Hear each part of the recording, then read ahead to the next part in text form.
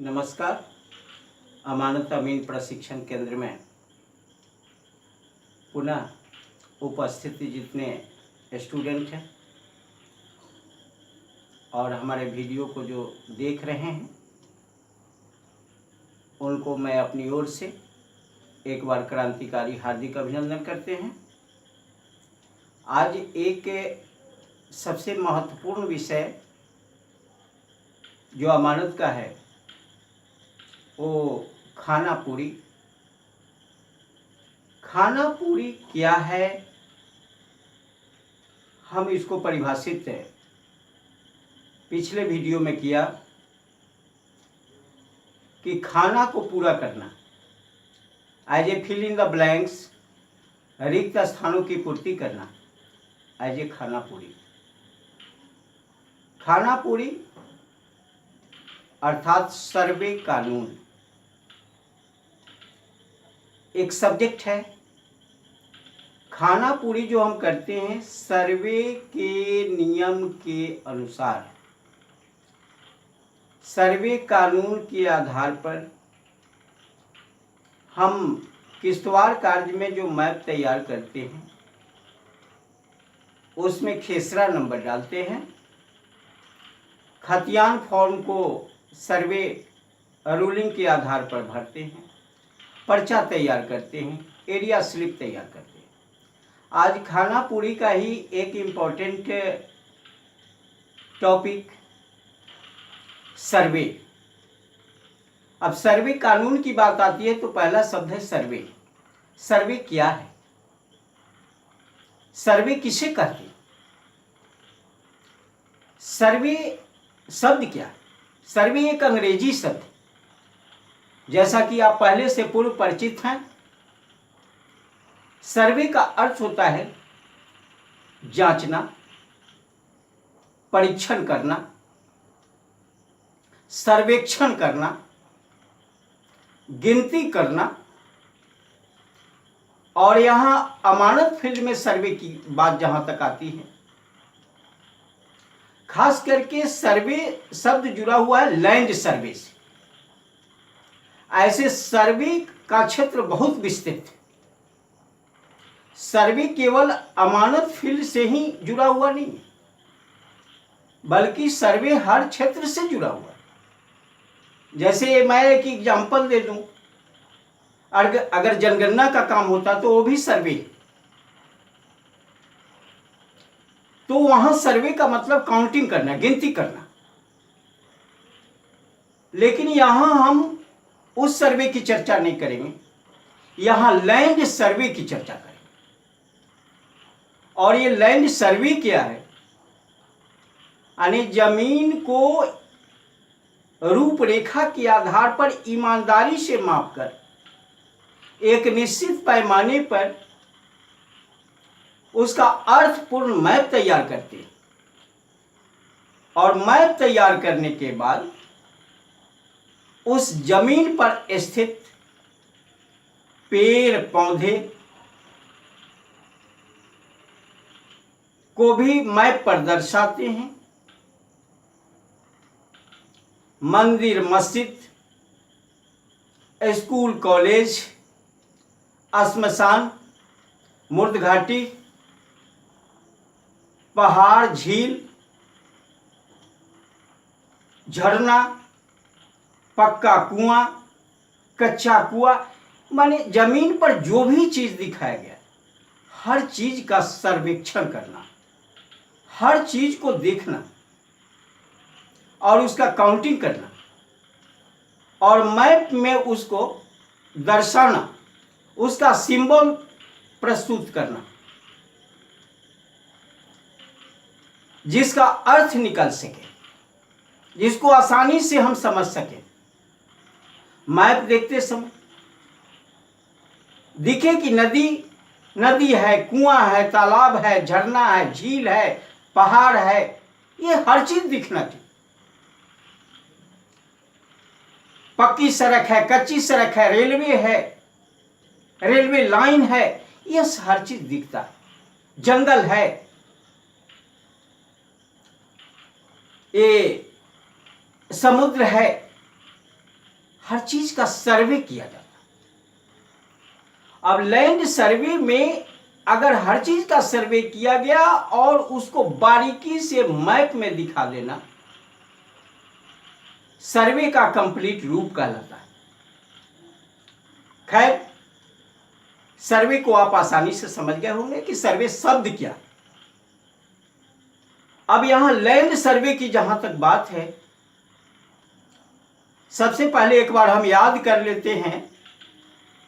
Land survey का नाम लेते हैं तो हमें याद आ जाती है कि कहां से इसका जन्म हुआ। यानी लैंड सर्वे के जन्मदाता शेरशाह के मंत्री टोडरमल को माना जाता है। सबसे पहले सर्वे उसने कराया था, देन उसी का। चलिए भाई, बहुत बेहतरीन बात आप लोगों ने सीखा और मैं यह बताना चाहता हूं कि अभी तक कितने सर्वे हुए हैं। तो अभी तक 4 सर्वे हुए हैं। उसमें पहला सर्वे है थाकवस्त सर्वे। पहला सर्वे है थाकवस्त सर्वे। इस थाकवस्त सर्वे में इस सर्वे कैसे किया गया, जरा इस पर हम विचार कर लें। ये थाकवस्त सर्वे का जैसे नाम लेते हैं तो हमें एक पुराना सिस्टम याद आ जाता है। आज भी वो मान्य है, आज उस सिस्टम को हम छोड़कर नहीं चल रहे। तो इस सर्वे में लग्गी से जमीन को मापा गया था, जिसको लट्ठा कहते, जिसको लग्गा कहते।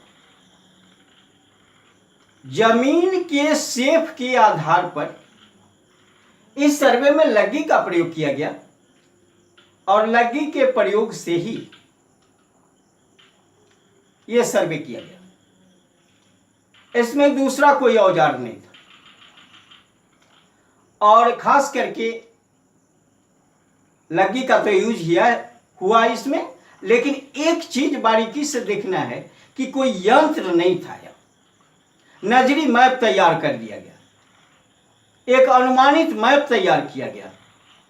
जो अनुमानित मैप तैयार करके यहां रखा गया, हालांकि वह मैप आज उपलब्ध नहीं है। इस सर्वे का मेन पॉइंट क्या है कि हर गांव को, उस समय जितने गांव थे, हर गांव को एक एक नंबर दिया गया। आज के मैप में वह नंबर थाना नंबर के नाम से हम जानते हैं, जो थाकवस्त सर्वे का ही देन है। एक बहुत इंपॉर्टेंट चीज थाकवस्त सर्वे ने हमें दिया, और कम से कम मापने की, जमीन मापने की परंपरा का जन्म इसी सर्वे से हुआ। चलिए इसका कार्यकाल देखते हैं। इस सर्वे का कार्यकाल जो था, कार्यकाल, इस सर्वे का कार्यकाल था 1761 से 1793 तक। 1761 ईस्वी से 1793 ईस्वी तक।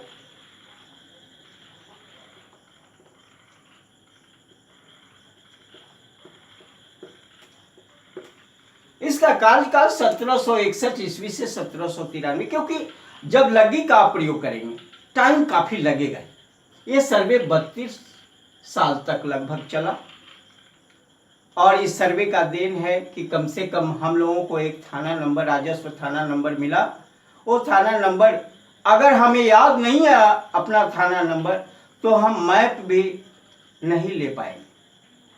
मैप लेने के लिए थाना नंबर की आवश्यकता होती है, मौजा का मशहूर नाम की आवश्यकता होती है, जिला का नाम होना चाहिए, चादर, कौन सा चादर लेना है यानी कौन सा सीट लेना है उसका ज्ञान होना चाहिए, मौजा में कितने सीट, मौजा कितने सीट में बटा हुआ है इसका ज्ञान होना चाहिए। ये सारी चीज़ों का ज्ञान होना चाहिए। तो थाना नंबर इस सर्वे का देन है, जो काफ़ी महत्वपूर्ण है। दूसरा सर्वे हुआ जो दूसरा सर्वे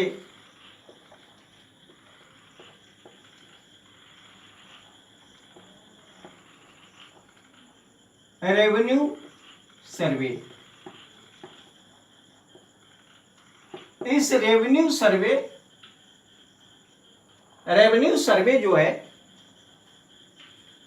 इस सर्वे में अगर यहां कहा जाए रेवेन्यू सर्वे को, तो ये सर्वे का बुनियाद माना जाता है। रेवेन्यू सर्वे जो है सो सर्वे का बुनियाद माना जाता है, क्योंकि यहां एक पैमाना का इस्तेमाल किया गया था। वो पैमाना था, यहां जो पैमाना का इस्तेमाल किया गया था वो पैमाना था 4 इंच बराबर 1 मील। रेवेन्यू सर्वे में जो पैमाना का इस्तेमाल किया गया वह 4 इंच बराबर 1 मील। और इस रेवेन्यू सर्वे के अंतर्गत जिस चेन का यूज किया गया था, जिस जरीब का इस्तेमाल किया गया था, उस जरीब का नाम था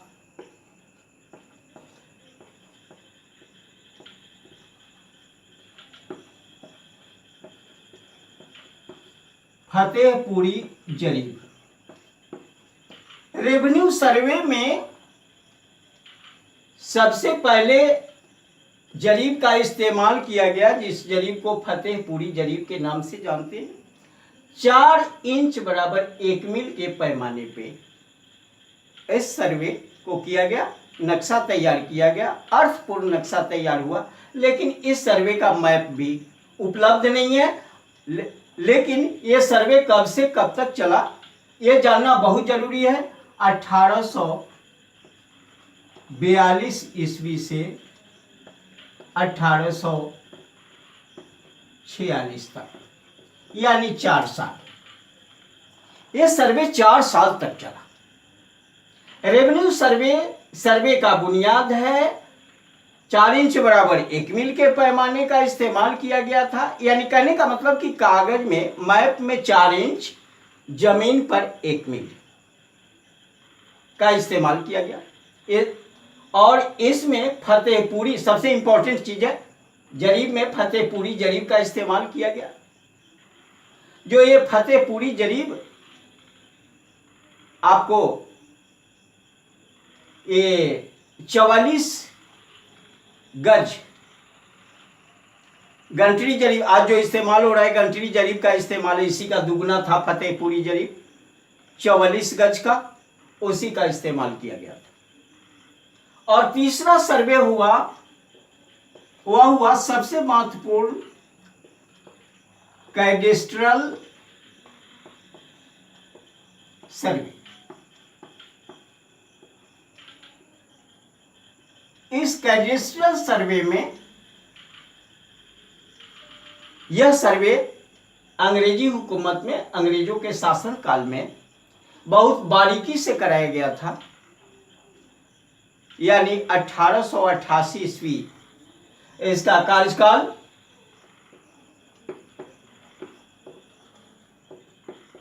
इसका कार्यकाल था 1888 ईस्वी से 1921 ईस्वी।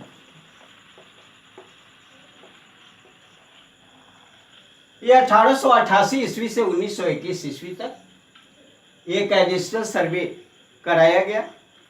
इस सर्वे में 3 पैमाना का इस्तेमाल किया गया। एक पैमाना था 16 इंच बराबर 1 मील। दूसरा पैमाना था 32 इंच बराबर 1 मील। तीसरा पैमाना था 64 इंच बराबर 1 मील। यानी तीनों पैमाना का इस्तेमाल इस सर्वे में किया गया था। 16 इंच बराबर 1 मील बिल्कुल विरल क्षेत्र था। विरल क्षेत्रों में 16 इंच बराबर 1 मील का इस्तेमाल किया गया। नक्शा पर 16 इंच, जमीन पर 1 मील। 1 मील का मेजरमेंट आपको पता है 1760 गज। और दूसरा, थोड़ी सी घनी बस्ती थी, ग्रामीण बस्ती, वहाँ 32 इंच बराबर 1 मील। और खास करके उससे भी घनी बस्ती यानी सघन क्षेत्र, जो शहरी क्षेत्र माना जाता है, जनसंख्या सबसे अधिक होती है, उसमें 64 इंच बराबर 1 मील। यानी एकदम ये क्षेत्र जो था वह विरल क्षेत्र था, विरल क्षेत्र। इस विरल क्षेत्र में 16 इंच बराबर 1 मील, जहां की आबादी बिल्कुल कम थी, प्रति वर्ग किलोमीटर में बहुत कम लोग रहते थे, वहां इस विरल क्षेत्र में 16 इंच बराबर 1 मील के पैमाने पर इस्तेमाल कैडेस्ट्रियल सर्वे में किया गया। दूसरा, 32 इंच बराबर 1 मील, ये घराड़ी वाले क्षेत्र में इस पैमाने का इस्तेमाल किया गया कि ताकि आसानी से घराड़ी का जो क्षेत्र होगा उसमें खेसरा नंबर डाला जा सके। यानी कहने का मतलब कि कागज को 32 इंच कर दिया जाए। यहां 16 इंच था, उसी को दुगना करके 32 इंच कर दिया, और कागज पर 32 इंच, जमीन पर 1 मील। एक घराड़ी वाला क्षेत्र हुआ। और बिल्कुल शहरी क्षेत्र में, जो बिल्कुल सघन होता है, ये शहरी क्षेत्र, शहरी क्षेत्र में 64 इंच बराबर 1 मील, क्योंकि घनी आबादी शहरी क्षेत्र में होता है, 64 इंच बराबर 1 मील के पैमाने का इस्तेमाल किया गया। यानी पेपर का साइज बढ़ा दिया। नक्शा पर 64 इंच, जमीन पर 1 मील, आसानी से उसमें प्लॉट नंबर डालना आसान हो गया। तो ये तीनों पैमाने का इस्तेमाल कैडेस्ट्रियल सर्वे में किया गया। और जरीब कौन था? गंटरी जरीब। जरीब का नाम ले ले, जरीब था गंटरी जरीब।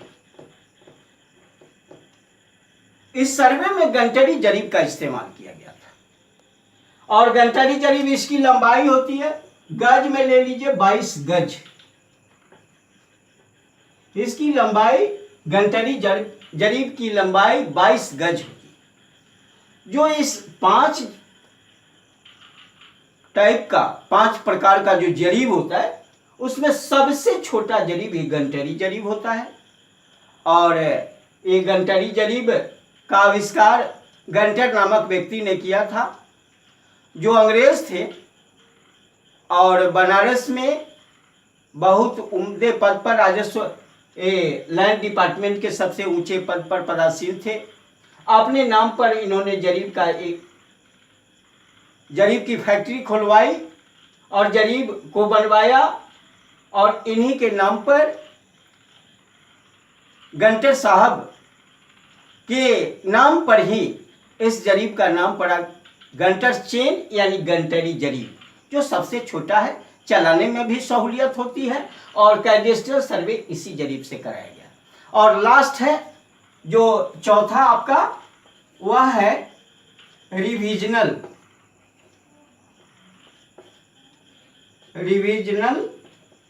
सर्वे। इस रिविजनल सर्वे का मतलब है जो 1960 ईस्वी में शुरू किया गया, 1960 ईस्वी में शुरू किया गया, इसका अंत नहीं हुआ, फाइनल नहीं किया गया, कारण कि बहुत सारा क्षेत्र रिविजनल सर्वे से वंचित रह गया। तो इसका अंत नहीं लिखा जा सकता। अभी तो अधूरा पड़ा रह गया रिविजनल सर्वे, तो अंत क्या, लास्ट क्या लिखा जाए। लेकिन कैडेस्ट्रियल सर्वे संपन्न हुआ था, रिविजनल सर्वे संपन्न नहीं हुआ। फिर सरकार प्रयासरत है कि नया सर्वे कराया जाए, लेकिन अभी ये फाइनल नहीं हो पाया। ये तो फाइनल हो गया, इसमें भी गंटरी जरीब का ही इस्तेमाल किया गया। गंटरी जरीब का इस्तेमाल किया गया और पैमाना यही पैमाना था। 16 इंच बराबर 1 मील, 32 इंच बराबर 1 मील, 64 इंच बराबर 1 मील। ये तीनों पैमाना इसमें भी इस्तेमाल किया गया रिविजनल सर्वे में, लेकिन रिविजनल सर्वे अधूरा रह गया, पूरा नहीं हुआ। हालांकि सर्वे का इतिहास बताता है, सर्वे का मतलब होता है कि हर 20-20 साल के अंतराल पर सर्वे होना चाहिए। 20-20 साल के अंतराल पर इसलिए सर्वे होना चाहिए कि जमीन की रूपरेखा 20-20 साल पर बराबर चेंज होती रहती है, बदलती रहती है। सरकार को सबसे पहले इस पर ध्यान देना चाहिए, रेवेन्यू का कलेक्शन सही ढंग से हो सके, इसलिए सर्वे की आवश्यकता होती है। अगर सर्वे नहीं सरकार कराती है तो बहुत सारा रेवेन्यू पेंडिंग में रह जाता है, कलेक्शन हो नहीं पाता, और जितना देर लगता है, जो टाइम लगता है सर्वे में, या सर्वे नहीं हो पाता, जमीनी विवाद बढ़ने लगता है, कोर्ट में मुकदमों का भंडार होने लगता है, मुकदमा लेने का जगह नहीं हो पाता। जमीन विवाद में बहुत सारी हत्याएं दिन दूनी रात चौगुनी आज होती जा रही है। सबसे अधिक हत्याएं तो जमीनी विवाद में ही हो रही है। इसलिए सरकार को चाहिए कि समय समय पर सर्वे कराए, और समय पर सर्वे को होने से ये विवाद धीरे धीरे कमता है, और जमीन संबंधी विवाद ज़्यादा जब नहीं होगा तो लोगों का कम से कम आत्मिक सुरक्षा मिलेगी। इसलिए हम तो यही सरकार को सलाह देना चाहेंगे कि समय समय पर अपनी ये वोट पॉलिसी को छोड़ते हुए कम से कम किसान पर ध्यान दें और समय पर सर्वे कराएं।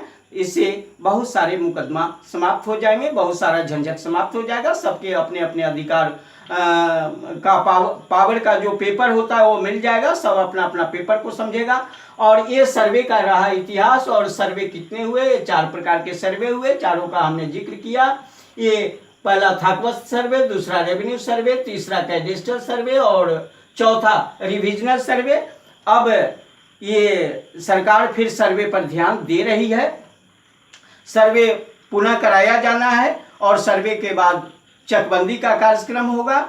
ये 2011-12 का ये बजट को सर्वे का रूप दिया जा रहा है, वो उसी समय पारित कर दिया गया था, जो आज ये पटल पर, प्रायोगिक पटल पर आ रहा है। चलिए, अगर आप लोग इससे संबंधित ज्ञान रखते हैं तो सुनहरा मौका भी है आपको आने वाले समय में, जब अमीन की बहाली होगी तो उसमें आप उसका लाभ उठा सकेंगे।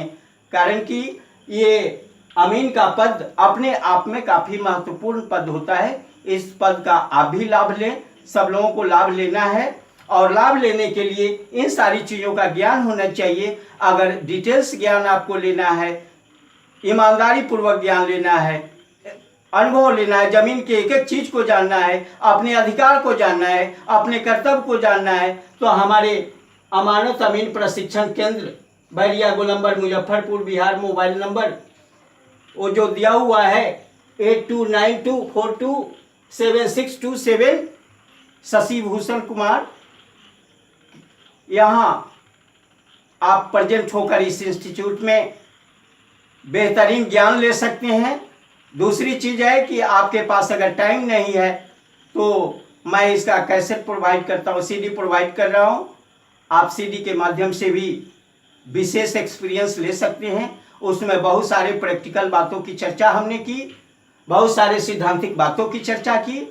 उसका आप जहाँ पर हैं उस CD को चलाकर आप विस्तृत ज्ञान ले सकते हैं, और ज़मीन के संबंध में सबको जानना अति आवश्यक है। इन्हीं शब्दों के साथ आज का क्लास मैं समाप्त कर रहा हूँ।